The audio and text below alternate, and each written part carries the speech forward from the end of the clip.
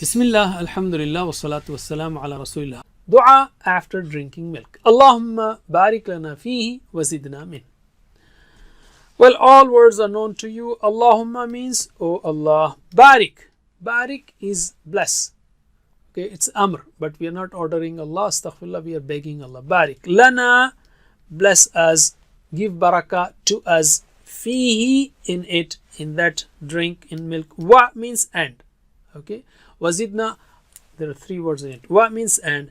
Zid means increase. Na as wazidna, and give us more. Okay. Minhu, from it.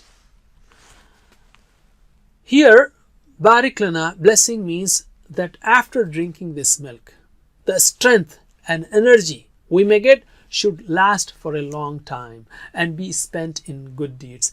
Then it is barakah. If it is spent in bad deeds, no, it's not.